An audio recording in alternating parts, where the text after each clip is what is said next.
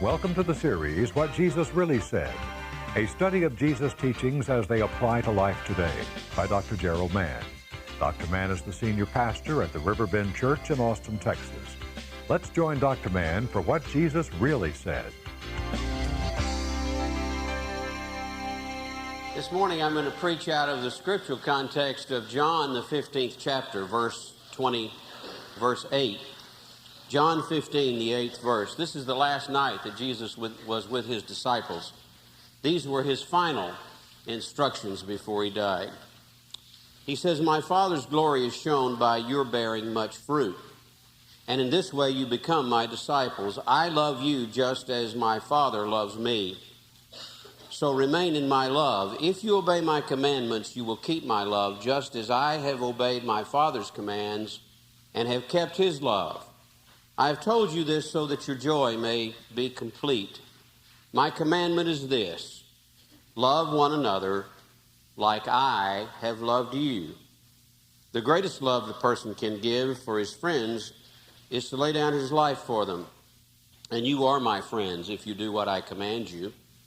I do not call you servants anymore, because a servant does not know what his master is thinking. Instead, I call you my friends because I have told you everything that I heard from my Father. You did not choose me, but I chose you and appointed you to bear much fruit, the kind of fruit that is eternal. And so the Father will give you everything you ask in my name. This then is what I command you: love one another." Today we're going to talk about loving like Jesus loved. To me, one of my favorite people of all of history was St. Augustine, who lived in the 400s and saved the church when the Roman Empire fell to the pagan world. And he said something that I've never forgotten. He said, the most significant experiences, spiritually experiences of your life, occur when you break the routine of life. When you break the routine of life and do something different, the most profound spiritual experiences happen. And I have found that to be true over and over in my life. A week ago, I was just really burned out, and I was fussing at everybody at the house. I was talking to myself and griping at myself. It's bad when I gripe at my family, but when I start griping at myself out loud, Lois calls the people with the white jackets, it was time to get away, and I decided to break my routine. I usually work very hard at playing. This time I worked very hard at doing nothing. I went to the beach in February. It was cold, and I worked very hard at doing nothing but sleeping and watching TV and reading. And I had a very significant spiritual experience, something that's been different from anything I've had for a long time. And I don't want to get pietistic and drippy on you, but something really definite happened to me. And I think it was because I broke the routine. It happened in a strange way. I was watching religious television. I was flipping the religious channels. And I have to tell you, I am appalled at what passes under the banner of Jesus Christ in our world today. It was a call-in show, man and a woman. She with a lot of makeup, Tammy Faye makeup. He with, hair like this with plaster of some kind on it. And they were reading letters, and they got a letter from a couple who had a 3-year-old child dying of leukemia. What can we do? And the preacher said, your child's healing depends upon the power of your faith. If you just believe hard enough and pray hard enough, your child will get well. Now, I call that religious child molesting. Here is a couple facing the darkness of the death of a child. Some of you have lost children. I cannot imagine that. They're dealing with all of that. They've probably asked themselves 1,000 times, what did I do to deserve this? And then some idiot bouffant preacher says, if your faith were strong enough, your child would get well. See, that puts all of the tragedy on the thin thread of their faith. Well, I started reading a book, and I came across an article about Ted Turner, why he does not believe. And he said he would like to believe in God, but he had a sister who died a long hard, painful death as a child, and that every day he prayed to God that his little sister would get well. And then when he knew she was going to die, he prayed that she would at least die without pain. But the pain raged on. And so he has a hard time believing. And I thought to myself, somebody somewhere should have said to Ted Turner, don't you know that everybody suffers and everybody dies? And don't you know that God weeps when we weep? And don't you know that that kind of suffering has no meaning at all unless we choose to use that suffering for something greater? Suffering is part of life and growth, and nobody ever did it. So I made a decision, and here was my significant experience. I want, and I want you to keep that phrase in mind. I want to spend the rest of my life in the service that I do for God being real instead of religious. I've spent 35 years trying to be more religious than I have trying to be real. I want to spend the rest of my life being real instead of religious. And by that, I mean I want to teach what Jesus taught without all of these extraneous interpretations and what I wish he would have said thrown in, okay?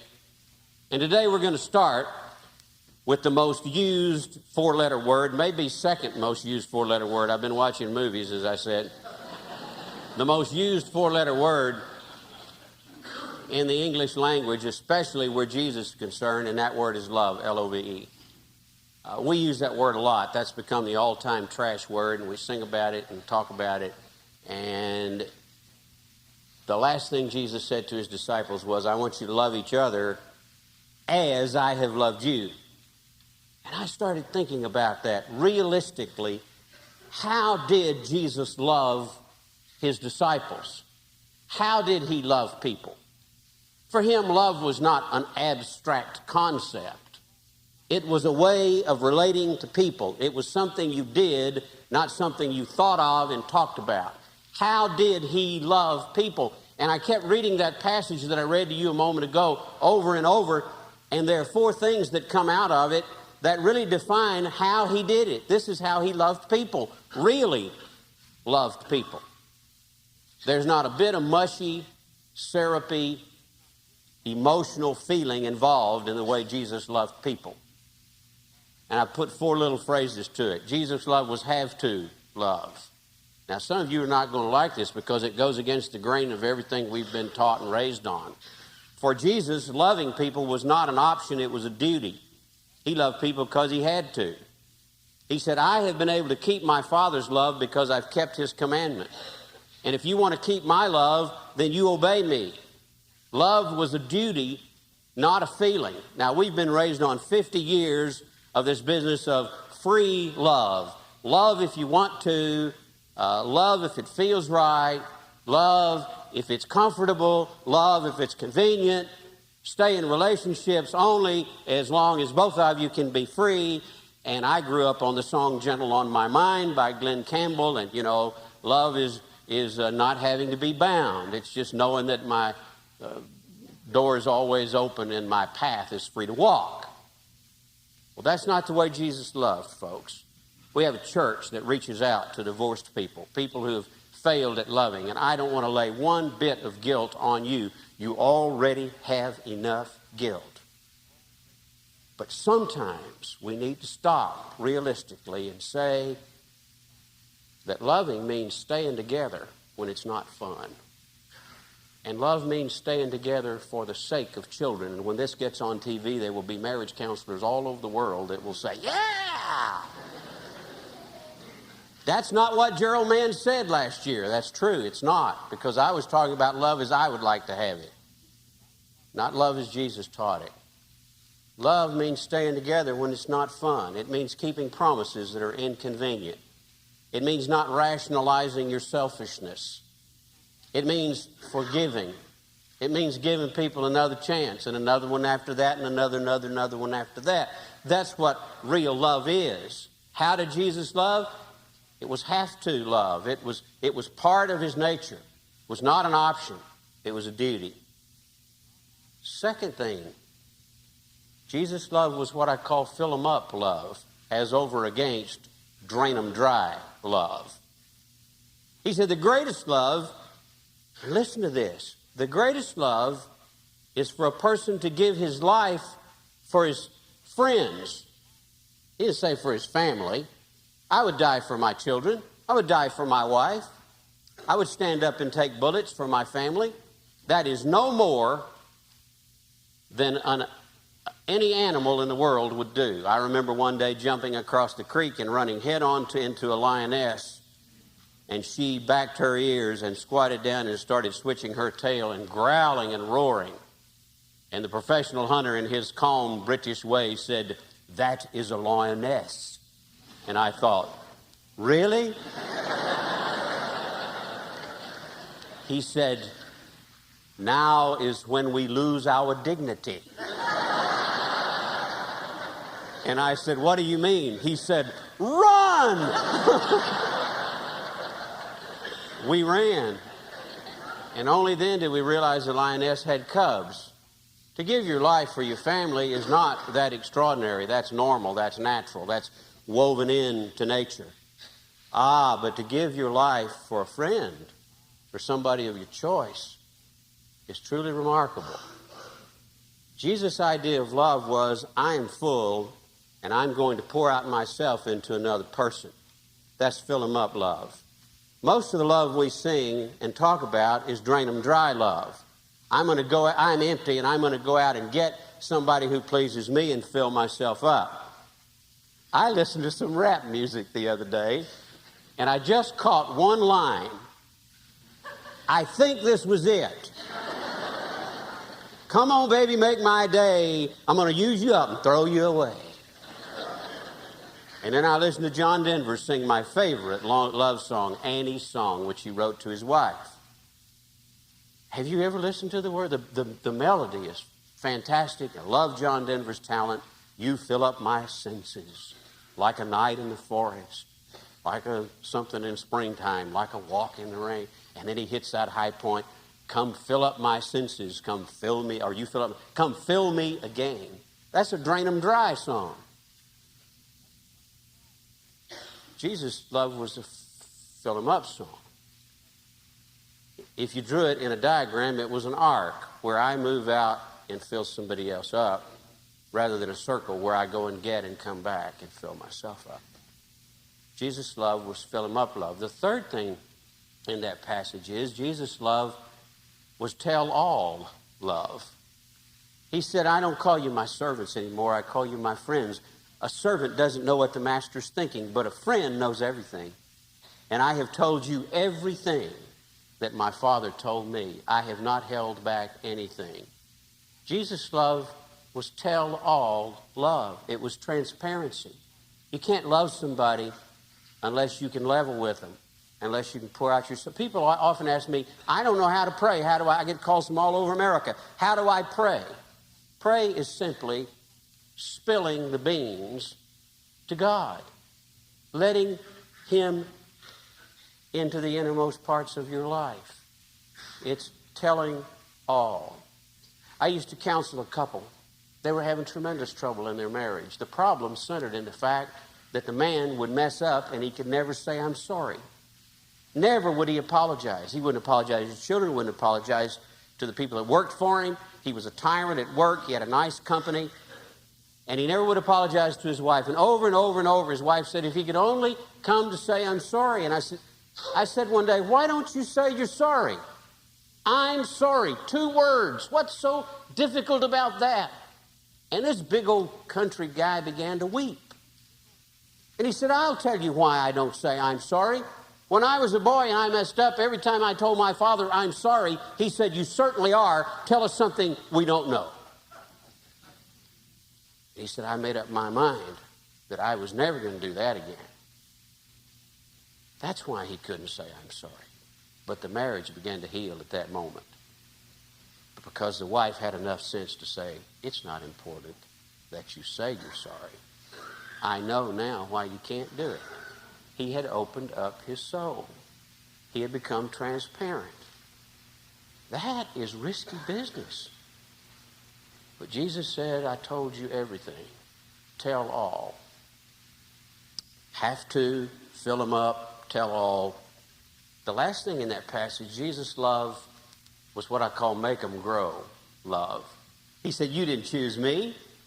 I chose you. Why? To bear much fruit. I chose you to become fruitful. Jesus didn't love people for what they were. He loved people for what they could become. Do you understand the difference? Most of the churches, people want to know why we're growing. We're not fundamentalists. We don't do this, and we don't knock people over. Why is River Bend the only moderate, liberal, whatever they want to call us, fastest growing church in America? I know one secret, and it's the only secret I know. For you pastors who watch this, I give it to you free. You're not paying for it. We do not say to people, you become this and we will accept you. We say to people, we believe that you have great potential and you can become this. And our task is to love you into it, to make you grow. That's the secret. We don't take you only when you meet standards. We take you in terms of what we think you can become. We make you. One time I read about Michelangelo, and he stood in front of a block of marble, huge block of marble. And for 4 hours, he walked around the marble, and he would stop, and he would look, and he would study, and then he would walk around the marble, and all of his apprentices were sitting there. And finally, after several hours, one of them said, Master Michelangelo, what in the world are you doing? And he said, there's an angel in that rock, and I'm trying to figure out how to set him free. Michelangelo never used a model. He just started chipping on rocks. Some of my friends, dear friends from Hereford, the Whites, are here today. One of the things I remember most vividly about Hereford was my Hereford Breakfast Club. I used to go down to the Cason House, the coffee house, at 5:30 in the morning. And there were some guys down there of different stamp. And I started hanging out with them. And they'd tell a joke and apologize, and I'd laugh. And over a period of time, we got to be friends. And to my dismay, one day, they asked me if I would go in that side room and sit down with them and talk to them about my faith. And from that began a real camaraderie with these old. Some of them were farmers, some were ranchers, some were truckers, cattle buyers, had their little spit cups and a red man chewing tobacco. And we got to be great friends, and I began to catch some heat from some of the people at the church because I was hanging out with a bad crowd. And so I invited one of the deacons. He was the wholesale gasoline man, if that helps you any, Raymond, who was one of my main detractors. After we got to where we actually praying together with these guys, and so I invited him one morning, and we shared our prayer concerns. And there was one guy said he had a trucker friend named John, and that he had a wreck, he didn't have any insurance, he was in the hospital, he had kids. And we began to pray. When it came his time to pray for John, he said, Lord, that poor B-A-S-T-A-R-D is in all kind of trouble. And if you don't help that poor SOB, he is just a goner. And the deacon was over there sucking wind.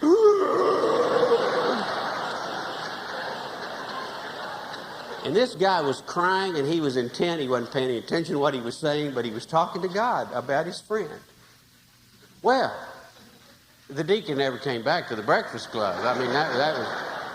But you see, I often wondered, what was the problem? The deacon was looking at this trucker in terms of where he was, but I was relating to him in terms of how far he had come. When I first started talking to him, he never prayed at all in public. Now he was talking to God. And all he needed to do was be a little less expressive and learn the English language. But that's how Jesus loved people. He didn't love them in terms of where they were, but he loved them in terms of how far they had come and where they could go. Okay, to love realistically is have to love. It's a matter of duty, not option. It's fill them up love. It's giving, not drain them dry. It's tell all. It's being transparent. And it's making them grow. It's loving people for what they can become. Now, let's be honest, lest you all go out of here guilty. Nobody here does that very well.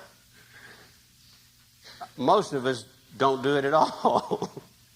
including me. When I finished the sermon this morning, I thought, you big hypocrite, that's going to be a great sermon, but you don't do that. You know, you just love people that love you. You don't do that. And neither do most of the people. It's good preaching, but it's not anything we do. So where do we start? I can only tell you what works for me. Two things. I want to love that way. I didn't say I want to love that way. I say, gosh, I want to love that way. Nah, I really don't. I want to love that way. And the second thing I have to do is submit myself for correction. I have to say, God, I'm unable to love this way. I can only hold myself up to you and ask you to give me the power to do that. And every day of my life, submit myself for correction. That's all I know to do. To want to, and to submit myself for correction. I hope that works for you, and I've given you something today that you can take home with you where you live. Thank you for joining us for What Jesus Really Said. For information on other audio tapes or books by Dr. Gerald Mann, please call 1-800-388-9500 or write to Gerald Mann Ministries, Post Office Box 160-100, Austin, Texas 78716. You can turn the tape over now for the continuation of What Jesus Really Said.